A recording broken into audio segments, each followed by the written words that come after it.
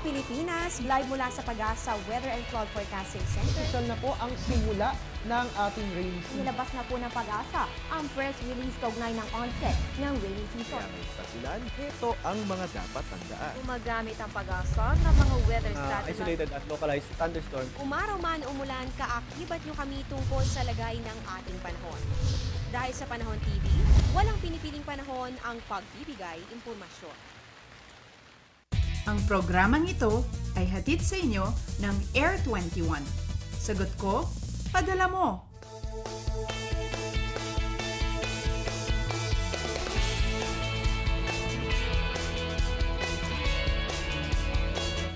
Good morning Luzon, Visayas, and Mindanao. 5:01 ayon sa Philippine Standard Time. Gising na po tayong lahat ngayong Tuesday ng umaga. Para magabayan tayong lahat sa ating mga gawain for today, make it a habit na pagkagising buksan po agad ang telebisyon at alamin ang lagay ng ating panahon.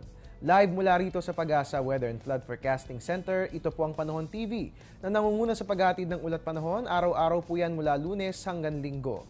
Ako po yung weatherman, Harry Bayon, na makakasama nyo ngayong Tuesday, November 26, 2013. Sa parehong araw na ito noong taong 1895, isinilang si Bertil Lindblad, isang Swedish astronomer. Ang pinakamahalaga niyang kontribusyon sa astronomiya ay ang theory ng galactic structure and motion at ang mga methods kung papaano malalaman ang absolute magnitude ng mga bituin. Sa puntong ito, alamin din po natin ang updates mula sa National Disaster Risk Reduction and Management Council o NDRRMC. Mahigit 5,000 katao nang nasawi habang mahigit 25,000 ang sugatan at mahigit 1,000 katao naman ang nawawala. Ito ay kaugnay pa rin ng pananalasa ni Bagyong Yolanda sa bansa. Ayon sa pinakauling tala ng NDRRMC sa kabuuan, mahigit 2 milyong pamilya na ang apektado ng pananalasa ng bagyo sa 57 syudad sa Regions 4A, 4B, 5, 6, 7, 8, Region 10, Region 11 at sa Caraga. Ang malalakas na hangin at ulang dala ni Bagyong Yolanda ay nagdulot din ng pagkasira ng mga kabahayan. Umabot na sa mahigit 1 milyon ang nawasak na tahanan at sa kabuuan nagkakahalaga na ng mahigit 24 billion pesos ang nasirang agrikultura at istruktura. Sa kasalukuyan, limitado pa rin ang operations sa Tacloban Airport at dagdag pa dyan hanggang ngayon ay nararanasan pa rin ang pagkawala ng kuryente sa ilang munisipalidad sa Regions 4B, 5, 6, 7 at 8. Wala pa ring supply ng tubig ang Barbasa, Antique at ibang mga municipalities ng Capiz at Iloilo. Pero sa kabutihang palad sa Leyte, sapat na umanong supply ng tubig as of November 15. Sa kasalukuyan, patuloy pa rin ang rescue at relief operations sa mga lugar na tinamaan ni Bagyong Yolanda, lalo pat nasa ilalim pa rin ng state of calamity ang ating bansa. Sa ibang balita, niyanig ng magnitude 7 na lindol ang South Atlantic Ocean kahapon. Namataan ang sentro ng lindol sa Ushuaia, Argentina. Ayon sa US Geological Survey o USGS, ang nasabing lindol ay dulot ng strike-slip faulting. Ito rin umano ang pinakamalakas na lindol na naranasan sa lugar simula 1993. At sa puntong ito, atin po nga alamin ang lagay ng ating panahon. Para bigyan tayo ng update, atin po makakasama ang isang Pag-asa weather forecaster at siya nga po si Mr. June Galang. Good morning, Mr. Galang. Magandang umaga, Hari, at maraming salamat sa iyo. Alright, Mr. Galang, para sa kapapasok pa lamang po na update, naglabas po ng abiso itong Pag-asa Visayas itong 4:34 AM at nakataas nga po ang rainfall warning number 1, dyan nga po yan sa Leyte at Southern Leyte. Ano po bang sanhi ng mga pag-ulan dyan po sa nasabing lalawigan? Kung mapapansin po natin sa ating satellite imagery na ang hangin po dyan ay easterly, nagkakaroon po ng isolated rain shower at thunderstorm, meaning nagkakaroon po ng mga pag-ulan ng mahina hanggang sa kuminsan ay malakas na pag-ulan. Alright mga kababayan, ayon nga po kay Mr. Galang, isolated cases lamang po ito. No? So maaaring ngayon nga po ay umuulan, pero asahan po nating maya-maya po lamang ay titigil na rin po itong mga pagbuhos ng ulan na ating nararanasan. Diyan po yan sa Leyte at Southern Leyte. Wala naman pong dapat ipag-alala dahil wala naman pong tayo nga namamataang weather system na magdadala ng malalakas na pag-ulan dyan. At Mr. Galang, pag-usapan na rin po natin ito sa kapakanan ng pagiging disaster ready. Meron po ba tayong namamataang bagyo o low pressure area sa Philippine Area of Responsibility? Magiging ligtas na ba nating ideklara na wala ng bagyo na darating o papasok hanggang matapos ang buwan ng November? Sa ngayong araw po nito, wala po tayong namamataang low pressure na nasa loob ng ating Philippine Area of Responsibility. Subalit bago matapos ang November, meron po tayong nakikita na mabubong isang low pressure, pero sa ngayon hindi pa po natin nakikitain ito na magiging isang ganap na bagyo. Alright mga kababayan, atin pong i-monitor itong namumuo na low pressure area at atin nga po itong bantayan ng sa gayon ay maging ligtas tayo sa lahat ng oras. Mr. Galang, meron pa ba tayong nakataas na gale warning sa araw na ito? At ano mga baybayin po ba ang sakop ng nasabing babala? Nakataas po ngayon ang gale warning dito sa seaboards ng Northern Luzon. Ibig sabihin itong western, northern, tsaka eastern seaboard ng Luzon. Ito po yung mga baybayin dagat ng Batanes, Calayan, Babuyan, kasama na po dito sa may La Union hanggang sa may Ilocos region.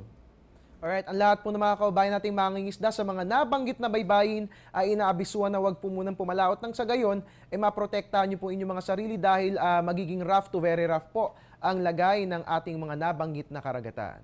Mr. Galang, umiiral po ngayon ang northeast monsoon sa Hilagang Luzon. Ito, dagdag kaalaman lang po, no? Kasi kasabay po nito, nakaka-apekto rin ng tail end of a cold front sa atin. Ito bang tail end of a cold front ay nakakasagabal sa pag-ihip ng amihan pababa sa iba pang parte ng bansa? Kasi kung mapapansin na hanggang sa Hilagang Luzon pa lang ito Ito po ba yung dahilan kung bakit hindi pa rin nadadama sa buong bansa ang lamig ng hanging amihan? Paano po ba yung mekanismo ng dalawang weather systems na ito?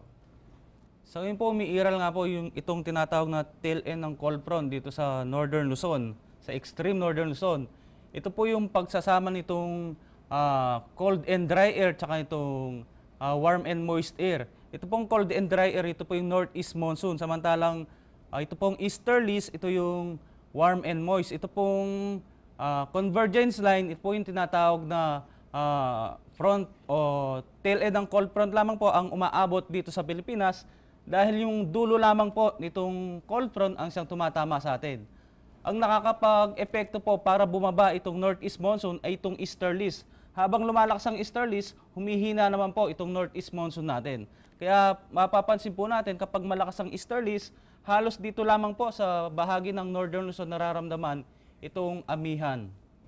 Alright mga kababayan, ang atin po palang dapat nabantayan, kumbaga sa pagbaba po ng epekto ng amihan dito sa ating bansa, itong easterlies. Kapag nga po mas malakas ang easterlies, ayon kay Mr. Galang, mas less po yung chances na bababa yung epekto ng amihan sa iba pang parte ng ating bansa. Maraming salamat po sa dagdag kaalaman, Mr. Galang. At ngayon naman po, napuntahan po natin yung kasalukuyang lagay ng ating panahon. Ano po bang weather conditions ang ating maaasahan ngayong Martes ayon sa 5 AM weather forecast ng Pag-asa?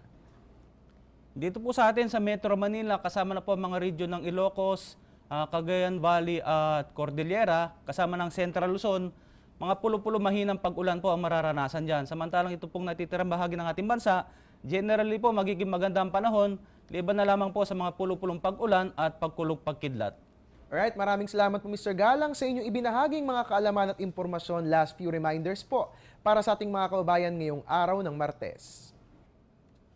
Paalala po sa mga kababayan natin na lalabas ngayon ng bahay, maaari po silang makaranas ng mga pulo-pulong mahinang pag-ulan, kaya mas maganda po na magdala na rin ang panangga sa ulan.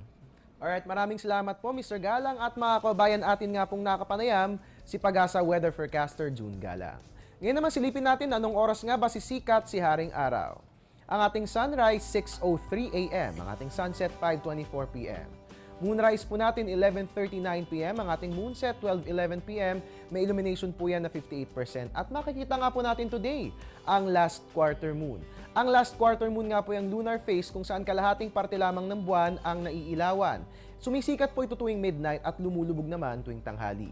Para naman sa tidal predictions, along Manila Bay natin sa atin ng Namria, ang ating high tide ay kaninang 2:31 AM, itaas po na 0.73 meter. Low tide po natin mamayang 10:43 AM, itaas po na 0.03 meter. At mga kababayan, sa atin pong babalik, sisilipin po natin na magigilagay ng panahon for the next 3 days. Dito po yan sa Metro Manila. Kung kaya't huwag po kayong aalis at magbabalik po ang Panahon TV.